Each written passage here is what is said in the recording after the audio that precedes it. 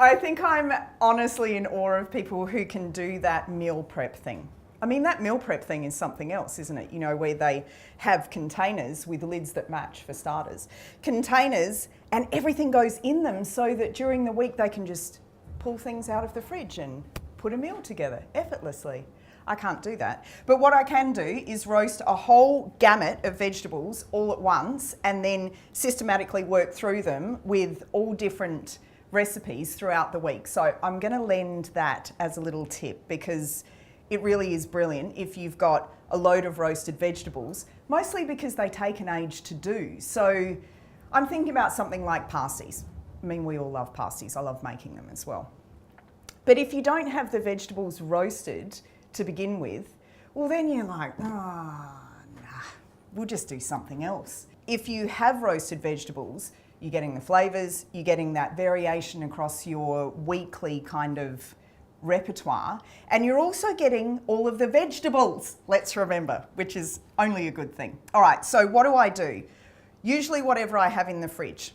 I have some slightly prettier carrots today than I usually have in the fridge. But aside from that, this is the stuff that is, in there on a weekly basis. So let's start Brussels sprouts. I halve these, and that's it.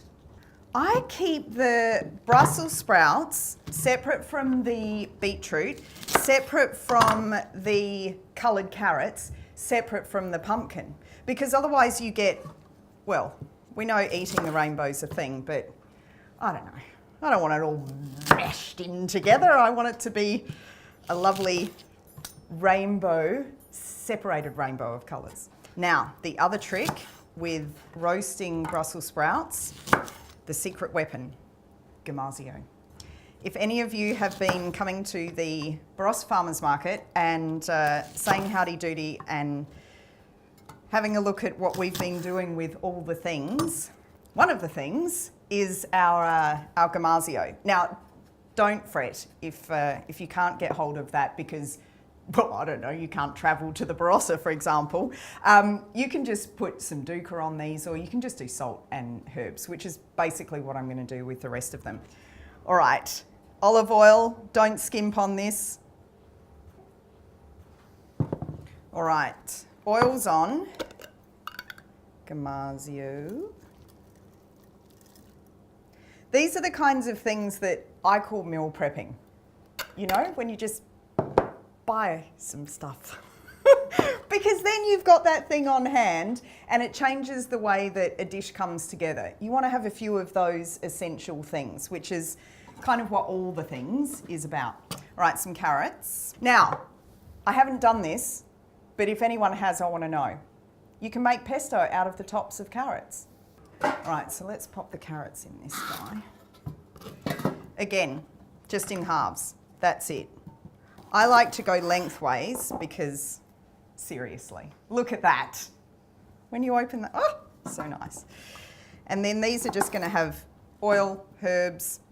Don't get too worried about how this comes together. Just work on making it part of your week, because when we go through all of the different meals that you can take from one lot of roasting, it's brilliant.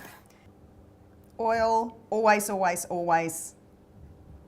We have a lot of herbs in our garden, and when the time starts to get a little bit gnarly, T-H-Y-M-E, time can get gnarly around here, we harvest it, dry it, and then I just jar it up so that I can kind of throw it on whatever. I'm going to do some parsley on the carrots as well. Come here and you come here. Pepper. Those guys didn't get pepper. And salt. Now the Gamasio has salt in it, so that's why I haven't put any on the Brussels. Okay, now remember the beetroot we said we would keep separate, just mostly because of the amazing colour, and you don't want that kind of heading into everything else. Oil, salt, rosemary. Yeah, let's do that. Roasted fennel, because I think a lot of people just don't eat fennel. But when you have it roasted, then it has all of that beautiful caramelization that happens, and there's a sweetness that comes through in fennel when you roast it. So I just love having it on pizza. I do risotto with it, pasta. I'll cut some of those stalks off. Don't necessarily throw those stalks away though. Kind of pop them down in with the fennel as it's roasting, because there's a lot of that amazing licoricey flavour in the stalks. You don't need to eat it once it's roasted. You kind of chew up to a point and then you figure out, that one's not going to go any further. But at least you've got all of that flavour. Olive oil, salt, pepper. All right, we're at the pumpkin point. Now, the things that I do put together are pumpkin and potatoes. I just do, because, well, who doesn't put pumpkin and potatoes together? They always go together, don't they? Isn't it scary watching people cut pumpkin? You might want to look away. Yeah, don't use a dodgy knife when you're cutting pumpkin, and use a really decent sized knife as well, so that you're not having to put enormous amounts of pressure to cut through. Now, the size of things. How do we make sure that everything cooks at a reasonably close rate? Basically, you want to get the size of things to be somewhat similar. And you're not going to be able to turn a piece of fennel into a potato, but you can get a gist that the size of the solid part of the fennel is roughly the same size as the Brussels sprouts, roughly the same size as the beetroot, carrot. You get the gist. And potato. Don't do less potato than anything else. There'll be sad faces. If you haven't ever grown potatoes, they're really easy, and it's an unbelievable feeling to go out digging in the ground and come up with this kind of gold. I just love harvesting potatoes. I'm sure I wouldn't if I had to do it, 8 hours a day, but like with any of the aspects of home gardening, everything just becomes that much more precious when you've grown it yourself. And then you don't waste anything either. I mean, with the roasting of vegetables as well, you'll notice that I haven't taken any of the skin off of anything.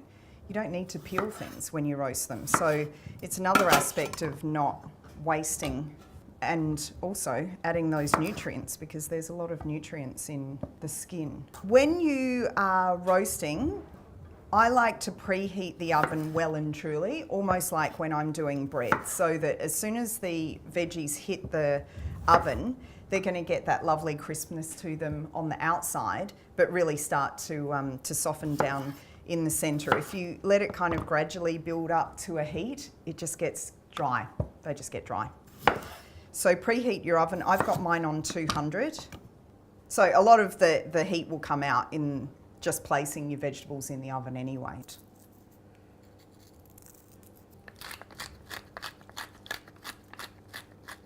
Right, time, fresh time, this time, my time. With the cooking time, now that we're on that subject, it's going to depend. It's going to depend on your oven, it's going to depend on what you're cooking, all of that, but generally, an hour to an hour and a half will give you all of this good to go.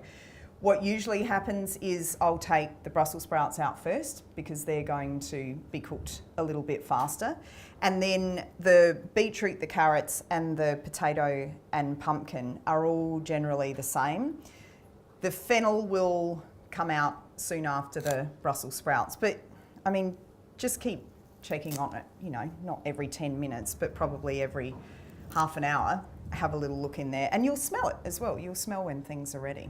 I don't cover stuff when I'm roasting it either. No foil or any kind of lid on anything, because you want to have that beautiful crusty edge to your potatoes. And I've made an enormous mess, but at least we're going to have some beautiful roasted veggies in about an hour and a half.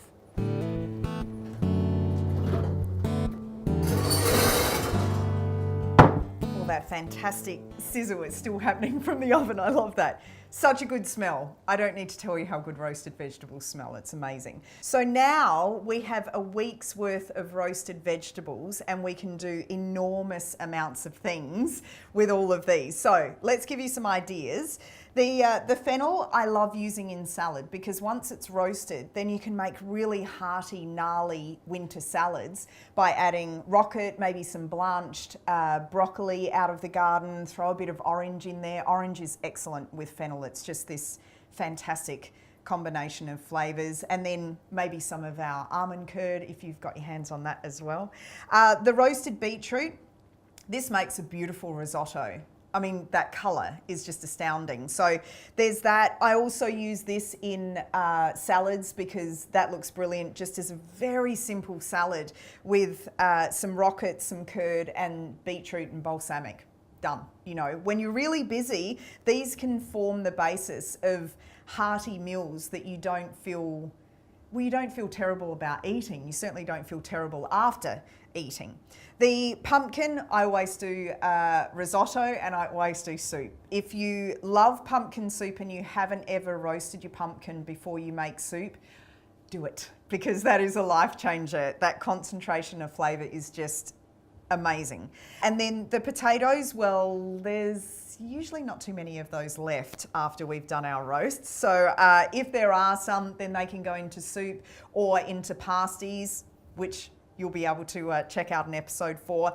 Or you can just have those, then I can slice them and then put them onto pizza, because when I make my sourdough bread, I always pull a little bit off the night that it goes into the fridge, make pizza with that, the rest goes in the fridge and bake the sourdough the next morning. So you've kind of got dinner and breakfast out of your sourdough. So the Brussels sprouts, throw some gamasio on those, or if you can't get your hands on gamasio, dukkha, sesame seeds, toasted pepitas, whatever you want to do just to give a little bit of a crunch, because Brussels sprouts, when they are roasted, become this deliciously creamy thing. They're just divine. I actually love Brussels sprouts in pasties, but I also really like to have the Brussels sprouts in a pasta. So I just cook some spaghetti, chop those up, do some toasted walnuts, a little bit of almond curd or some lemon or some fresh herbs. And then the carrots, I love doing salads with those. I actually love doing pizza with roasted carrots as well. It's a beautiful thing. Or focaccia if you want to do that. And calzone. If you haven't used your sourdough to make calzone, that's another brilliant way of using sourdough. So when you have your dough, roll it out. It's like a big pasty, essentially, calzone. And then I usually do carrot and some wilted spinach or kale, and then put some almond curd in there as well and roast that in the oven. So you can see that just with one afternoon's effort, well, it's not even an afternoon, but let's say that you did this on a Sunday, or whatever your equivalent of Sunday is, you're set for the week then. So share this if you know that somebody's too busy to say that they can eat their veggies, because this has got to be one of the easiest way to eat veggies. And it smells good.